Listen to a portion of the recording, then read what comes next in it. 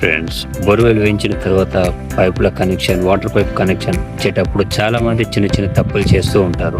దానివల్ల water leakage అయ్యే అవకాశాలు ఎక్కువ. ఈరోజు వీడియోలో ఎలాంటి లీకేజ్ లేకుండా పర్ఫెక్ట్గా కనెక్షన్ ఎలా ఇన్స్టాల్ చేయాలో చూసేద్దాం రండి.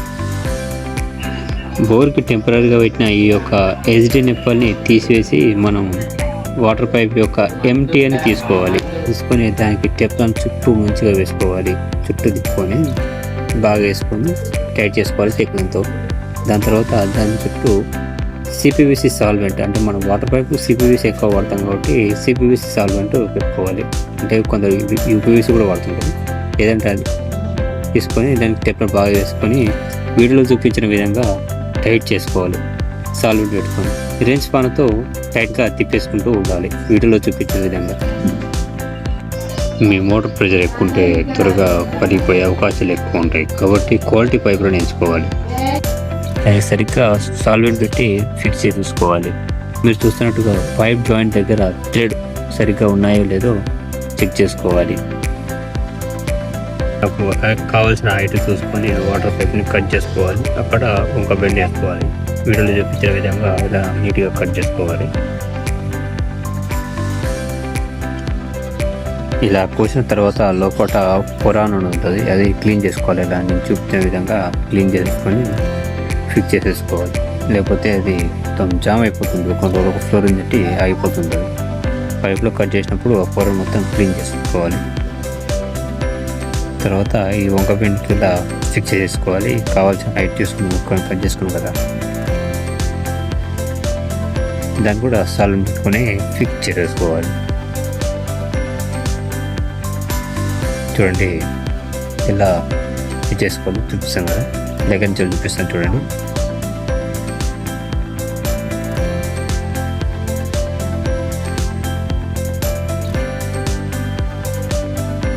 ఇప్పుడు ఇక్కడ ఫిక్స్ చేసేస్తాం చూడండి. మనం వాటర్ పైప్ ఎక్కడ ఉందో ఆ వాటర్ పైప్ సైడ్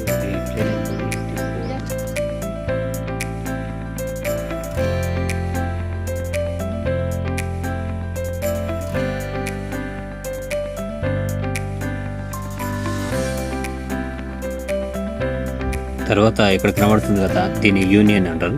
మనం ఇది సపరేట్ చేసుకోవడానికి ఉపయోగపడుతుంది. ఇది లాస్ట్లో చూపిస్తాను ఎలా ఉపయోగపడుతుందో.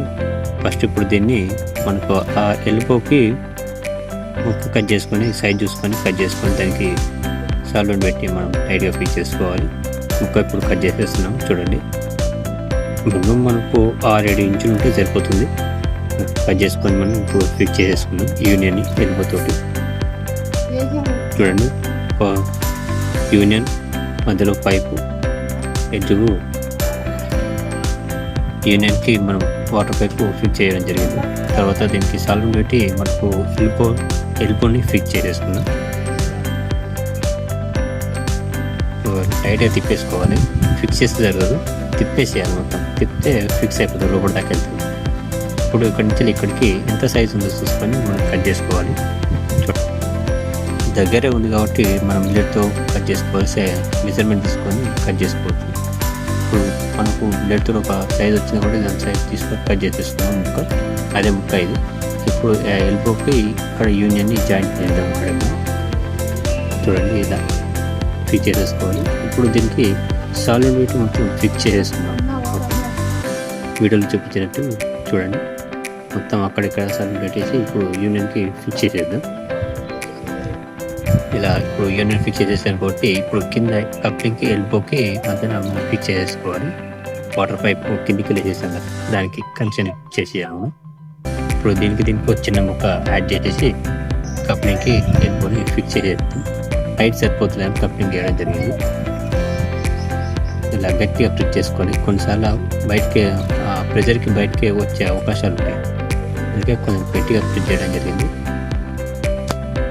ఇప్పుడు చెక్ చేసుకోవాలి ఒకసారి. కనుక జాగ్రత్తగా చెక్ చేసుకోవాలి. ఇక్కడ సాల్వెంట్ సరిగ్గా వేసామా లేదా చెక్ చేసుకోవాలి. అలాగే లీక్ ఎక్కడ అవుతుందమ్మా లేదా ఆన్ చేసుకొని చెక్ చేసుకోవాలి.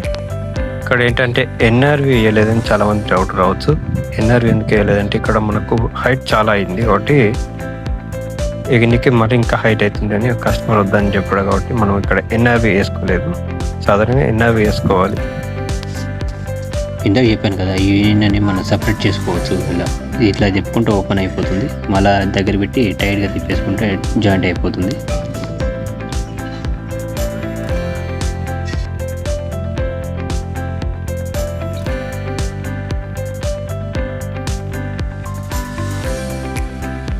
మరొకసారి చెక్ చేసుకోవాలి. మనం ఎక్కడ మర్చిపోయామో సాల్వెంట్ పెట్టకుండా పెట్టామని చెక్ చేసుకోవాలి. చూశారు కదా, ఇలా చేస్తే కనెక్షన్ చాలా కాలం మన్నికగా ఉంటుంది. ఈ వీడియో మీకు నచ్చినట్టయితే వెంటనే లైక్ చేయండి మరియు కింద ఉన్న సబ్స్క్రైబ్ బటన్ నొక్కండి. ఈ వీడియో ఎలా ఉందో కామెంట్ చేయడం మర్చిపోకండి.